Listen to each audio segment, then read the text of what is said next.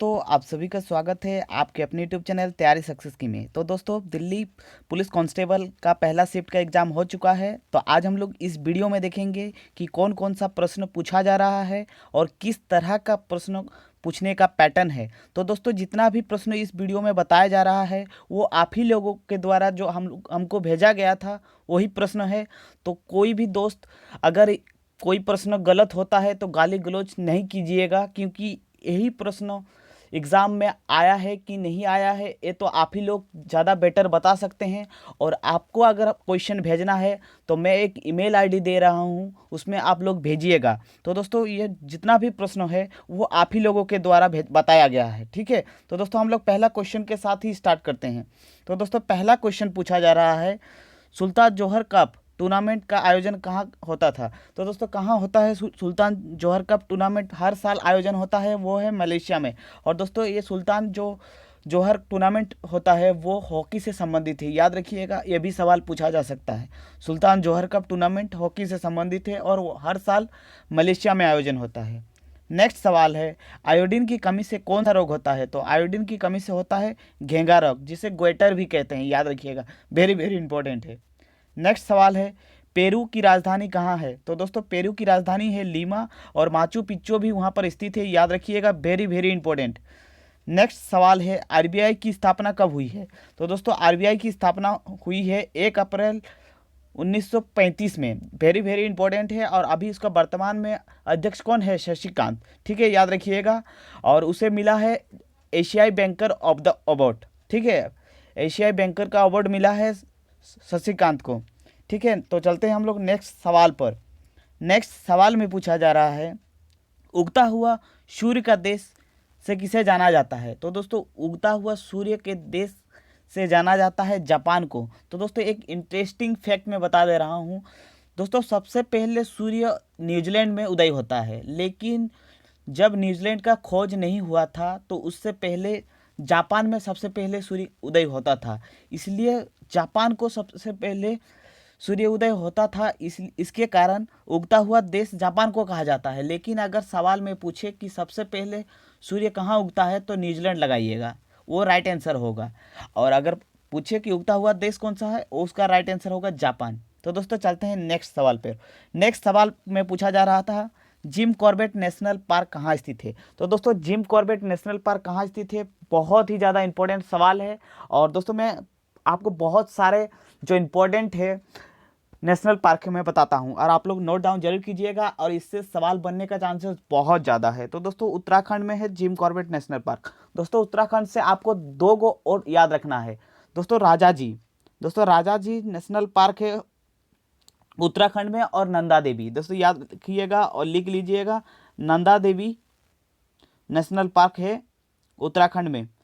और फूलों की घाटी भी है दोस्तों या में। दोस्तों, आपको एक को याद रखना है जो सबसे ज़्यादा इंपॉर्टेंट है दोस्तों, Hemis national park. Hemis national park कहाँ स्थित है दोस्तों, ये है लद्दाख में। दोस्तों, लद्दाख में है हेमिस नेशनल पार्क, ठीक है। और दोस्तों, सबसे जो बड़ा नेशनल पार्क है वो कौन सा है, वो भी हो जाएगा दोस्तों हेमिस नेशनल पार्क, याद रखिएगा।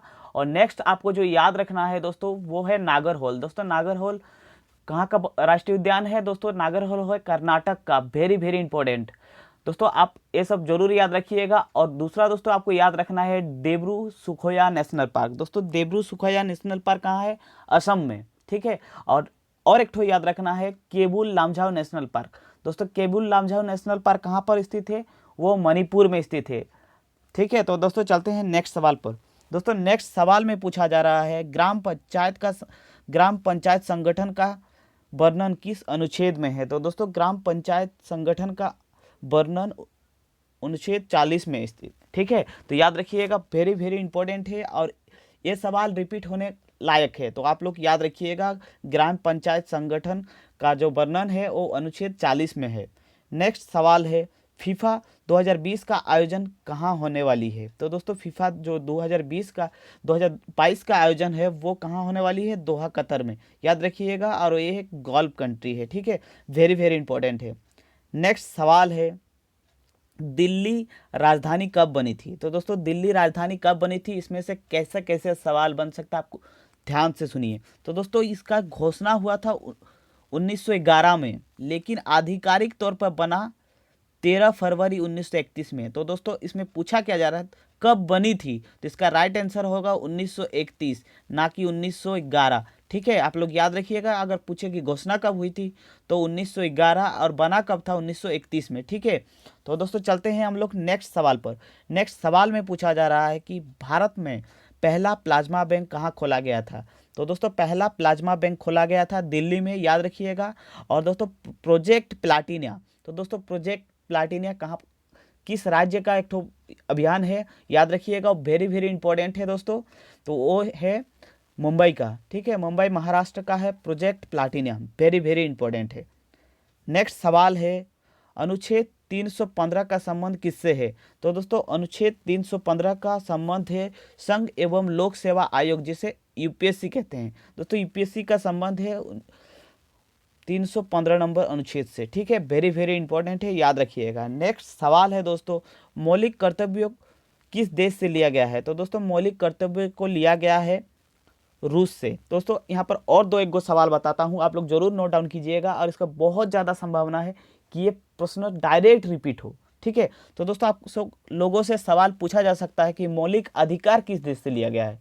तो दोस्तों मौलिक अधिकार लिया गया है अमेरिका से। ठीक है, तो याद रखिएगा, मौलिक अधिकार लिया गया है अमेरिका से। और विश्व का सबसे बड़ा संविधान किस देश का है? भारत का है। ठीक है, और संविधान दिवस कब मनाया जाता है दोस्तों? 26 नवंबर को, याद रखिएगा, वेरी वेरी इंपॉर्टेंट। और 26 नवंबर को ही मनाया जाता है मिल्क डे, याद रखिएगा, वेरी वेरी इंपॉर्टेंट है। नेक्स्ट सवाल है, दुनिया का सबसे बड़ा जल संधि कौन सी है? तो दोस्तों दुनिया का सबसे बड़ा जल संधि है वो है डेविस जल संधि, वेरी वेरी इंपॉर्टेंट है, याद रखिएगा दोस्तों। और एक आपको जल संधि याद रखना है, जिब्राल्टर जल संधि, दोस्तों वेरी वेरी इंपॉर्टेंट है। जिब्राल्टर जल संधि किसको अलग करता है दोस्तों? वो यूरोप को अफ्रीका से अलग करता है। और किस देश के बीच में है?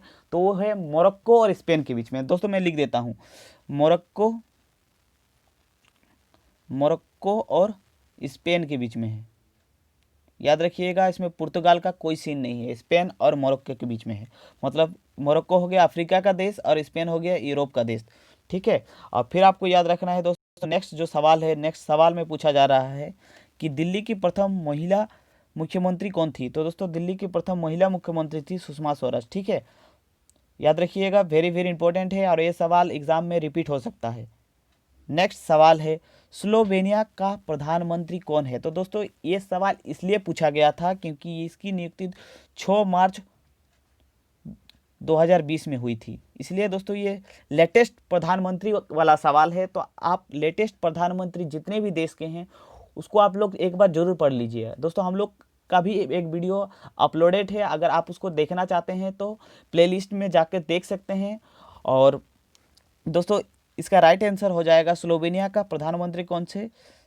जानेस जंसा। तो दोस्तों जानेस जंसा है स्लोवेनिया के प्रधानमंत्री, वेरी वेरी इंपॉर्टेंट है। नेक्स्ट सवाल में पूछा जा रहा था दोस्तों कि संपत्ति का अधिकार को समाप्त किया गया था। तो दोस्तों पहले मौलिक अधिकार 7 गो हुआ करता था, लेकिन 1 गो अधिकार को समाप्त कर दिया गया, और वो अधिकार था संपत्ति का अधिकार। दोस्तों संपत्ति का अधिकार जो था उसको कब समाप्त किया गया था? तो 1978 को समाप्त किया गया था, और वो 44वें संविधान संशोधन के द्वारा समाप्त किया गया था। दोस्तों मैं आपको एक बहुत शानदार सा ट्रिक बताता हूँ, आप लोग ध्यान से देखिएगा। दोस्तों कभी भी मौलिक अधिकार को हटाने या जोड़ने वाली बात आए तो आप लोग 2 चीज़ याद रखिएगा दोस्तों, 42वें संविधान संशोधन और 44वें संविधान संशोधन। आपको लगे कि इन दोनों में से आपको कन्फ्यूज़न हो, अगर कोई भी जोड़ने वाला सवाल हो तो आप लोग 42 को टिक लगा सकते हैं और 44 को हटाने वाला में। ठीक है, और दोस्तों 44वें संविधान संशोधन को मिनी कॉन्स्टिट्यूशन कहा जाता है, याद रखिएगा, वेरी वेरी इंपॉर्टेंट है। नेक्स्ट सवाल है, चीफ इलेक्शन कमीशन का कार्यकाल होता है। तो दोस्तों चीफ इलेक्शन कमीशन का कार्यकाल कितना साल का होता है? वो 6 साल का या फिर 65 वर्ष के आयु तक का होता है। ठीक है, याद रखिएगा, वेरी वेरी इंपॉर्टेंट है। नेक्स्ट सवाल दोस्तों, आपको वो भी याद रखना है कि हाल ही में मतलब चुनाव आयोग कौन है, वो भी आप लोग याद जरूर कर लीजिएगा, वेरी वेरी इंपॉर्टेंट है। वो भी सवाल आपको कोई ना कोई शिफ्ट में जरूर पूछेगा। नेक्स्ट सवाल है, संयुक्त राष्ट्र महासभा की पहली भारतीय महिला अध्यक्ष कौन थी? तो दोस्तों ये बहुत ही इंपॉर्टेंट सवाल है। और दोस्तों संयुक्त राष्ट्र महासभा की पहली भारतीय महिला अध्यक्ष थी Vijay Lakshmi Pandit. Very very important. Next सवाल है, विद्युत धारा का एसआई मात्रक कौन सा है? तो दोस्तों विद्युत धारा का एसआई मात्रक होता है एम्पियर और उसे डिनोट किया जाता है ए से, कैपिटल ए से। याद रखिएगा, सवाल बहुत ज़्यादा इंपॉर्टेंट है, तो आप लोग कुछ यूनिट भी जरूर पढ़ लीजिएगा, ठीक है। जैसे जैसे रेजिस्टेंस का यूनिट ओम, वैसे बहुत पढ़ लीजिए दोस्तों। सापेक्ष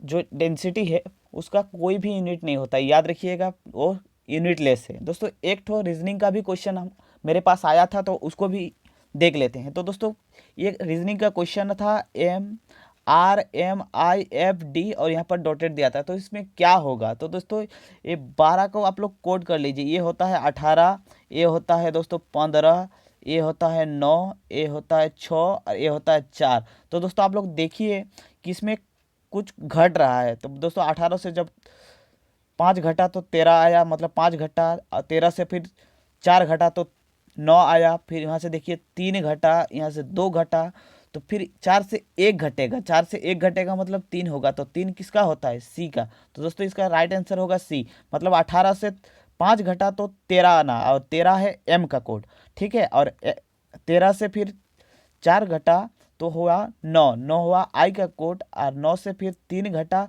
तो हुआ 6 का कोड जो एफ का है। और फिर दोस्तों 6 से 4 घटा, 2 घटा तो फिर बना डी का, और डी से फिर 1 घटेगा तो 1 हो जाएगा दोस्तों। तो 4 से 1 घटा 3 हुआ, और 3 होता है सी का। तो दोस्तों आप लोग इस ईमेल आईडी में अपना क्वेश्चन जरूर भेजिएगा, और मिलते हैं नेक्स्ट वीडियो में, नेक्स्ट सेशन, नेक्स्ट शिफ्ट के एग्ज़ाम के बाद। तो दोस्तों अगर वीडियो अच्छा लगे तो अपने दोस्तों के साथ ज़रूर शेयर कर दीजिए, और अभी तक सब्सक्राइब नहीं किए हैं तो प्लीज़ सब्सक्राइब कर दीजिएगा। और आप हमसे जुड़ना चाहते हैं तो आप हमारे इंस्टाग्राम को भी फॉलो कर लीजिएगा। तो मिलते हैं नेक्स्ट वीडियो में, तब तक के लिए जय हिंद, जय भारत, वंदे मातरम।